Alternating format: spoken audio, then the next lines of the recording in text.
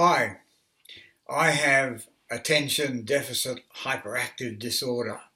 I want to spend a little bit of time chatting with you about it. It's actually now called part of VAST, variable attention stimulus traits, because it's not nicely defined. There's a whole list of stuff that American psychiatrists have got, and if you've got them all or more than 50% or something, you get diagnosed with ADHD. But it doesn't actually work like that very neatly. The problem is that there's a lot of things in human behaviour, and everyone's got a little variation. And some people have got dramatic variations up and down. And if you've got enough of them, you can have attention deficit hyperactive disorder. But lots of people have got some of them, or even one or two quite dramatically, and want help with it, which is what I'm about.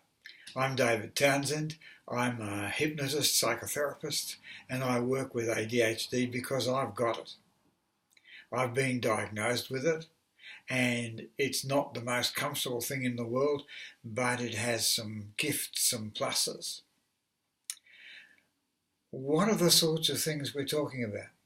I'm going to move through a list of some of the characteristics of attention deficit hyperactive disorder.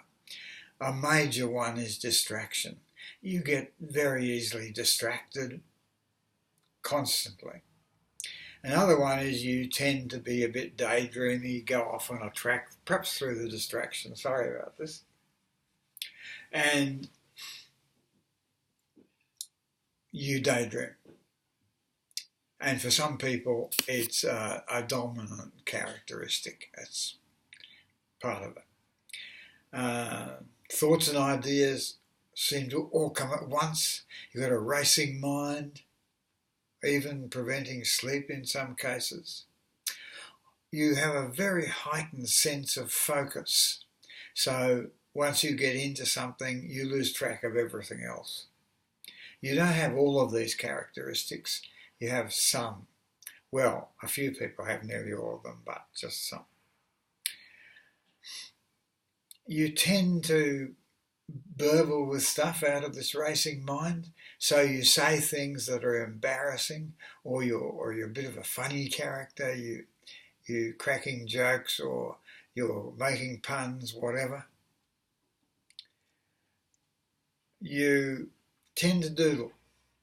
If you're in a meeting or a class or something, you doodle or do something because, hey, you can't be still.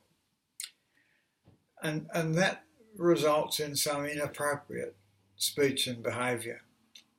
We've all done it. Poor short-term memory, and some of us poor long-term memory. And it's not old age, it's a characteristic of ADHD. Now, ADHD is really complicated. Some people get very depressed about it all. Some people are intensely focused and active. Richard Branson would be a case in point. And some people are very controlled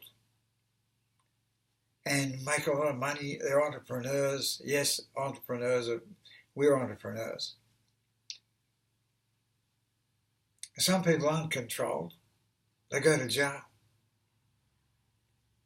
Some people, something's wrong, so I'm wrong, so everything's depressing. It's a great mixture. It's polymorphic. It comes out in different ways in different people, even in the same family. We tend to be chronically late or chronically early. I'm chronically early. I always take something to do if I'm going anywhere. We don't tend to work well in a corporate structure unless we're running it. Not good group stuff. Most of us procrastinate madly. We do everything at the last moment. We clutter. We don't prioritise well. We don't start things well. And we don't get around to doing important things like paying bills or saving. Some of us perfectionists.